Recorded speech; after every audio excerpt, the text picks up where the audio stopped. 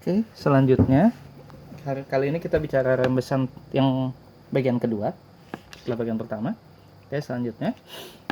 Nah, setelah kita bicara penentuan nilai K, yaitu dimana Q besar sama dengan V kali A kali T sama dengan adalah K kali I kali A kali T, dengan K adalah koefisien, I adalah gradien hidrolis, A adalah luasan, dan T adalah waktu.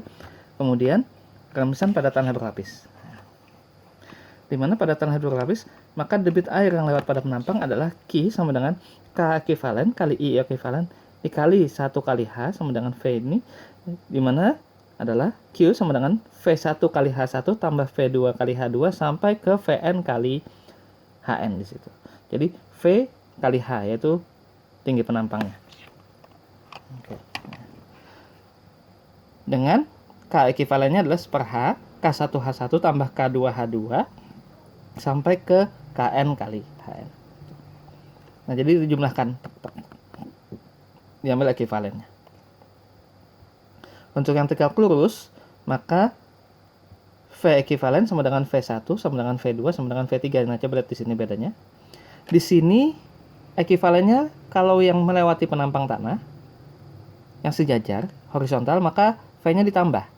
Tapi kalau di sini, kalau yang tegak lurus, maka V-nya dianggap sama dengan H-nya ditambahkan. Bedanya di situ. Sehingga K ekivalen untuk yang tegak lurus adalah H kecil per H besar sama dengan Kn per Kn kali Hn di situ. Nah, sekarang kita bicara flow nets. Oke. Jadi air, sifatnya air itu adalah mengalir dari tinggi ke rendah atau yang dari tekanan tinggi ke tekanan rendah. Untuk lebih gampangnya, maka aliran air di dalam tanah dibuatkan garis-garis imajiner jaring yang kita sebut sebagai flow net di sini berdasarkan persamaan kontinuitasnya Laplace, di mana asumsinya adalah air yang masuk sama dengan air yang keluar, inflow sama dengan outflow, atau jumlah air yang mengalir masuk ke dalam suatu elemen sama dengan jumlah air yang keluar. Berdasarkan persamaan kontinuitas dan persamaan Darcy, sehingga K sama dengan do kuadrat H per do X kuadrat tambah K do kuadrat H per do Z kuadrat sama dengan 0. Ini bentuknya seperti ini. Nah, ini sebagai contoh. Kalau seperti ini, maka ada flow net yang mengalir dari sini ke sini, yaitu dari yang tekanannya tinggi ke yang tekanannya rendah. Air sifatnya seperti itu. Nah, di mana flow net terdiri dari dua garis. Yang pertama garis-garis aliran atau flow lines, yaitu garis partikel air yang mengalir dari bagian yang mempunyai energi lebih tinggi ke bagian yang energinya lebih rendah. Karena tekanan kan sama juga ke energi. Dan ada garis ekuipotensial, yaitu garis sepanjang mana energi potensialnya sama atau total head-nya dianggap sama.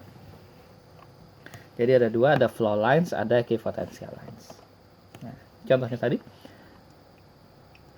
yang energinya lebih besar yang di sini, karena tinggi head-nya lebih besar, dia akan ngalir ke sini, sehingga flow net-nya menjadi seperti ini.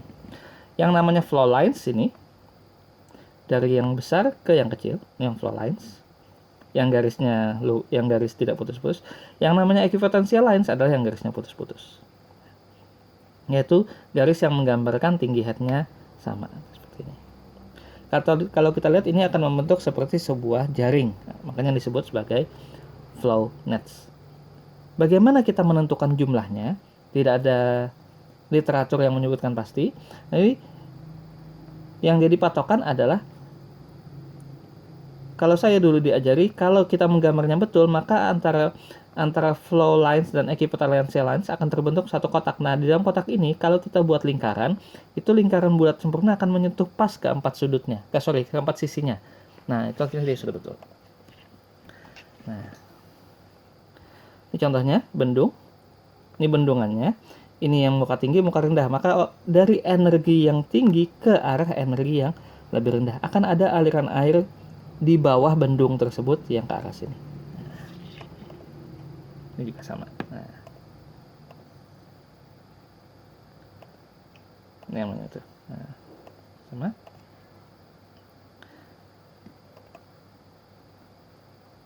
Ini tadi debit yang mengalir di bawah bendung. Nah, ketentuannya seperti ini. Nah, sekarang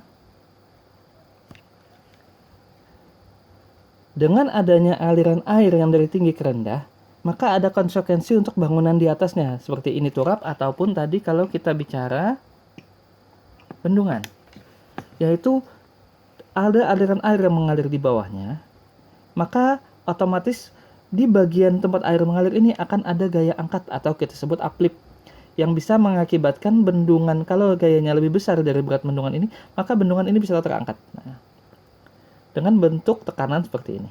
Nah, sekarang kita bicara uplift.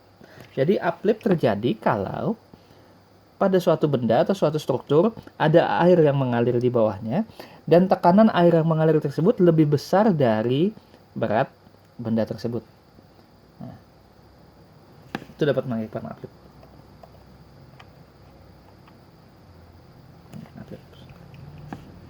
Bagaimana menentukannya? Pertama kita gambar flownet dulu, kemudian tentukan jarak-jarak garis ekuipotensialnya, tentukan jumlah parit aliran dan jumlah ekuipotensial lainnya, hitung delta H yaitu jumlah ekuipotensial lain dibagi ND. Nah, sekarang parit aliran yang mana?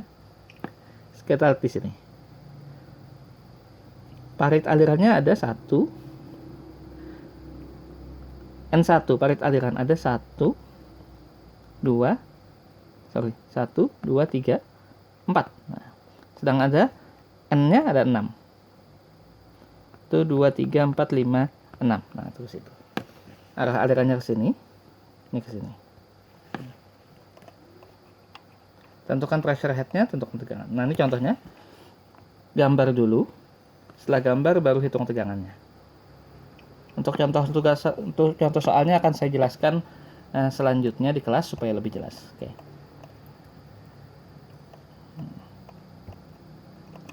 Oke, sekian untuk materi terakhir dari permeabilitas.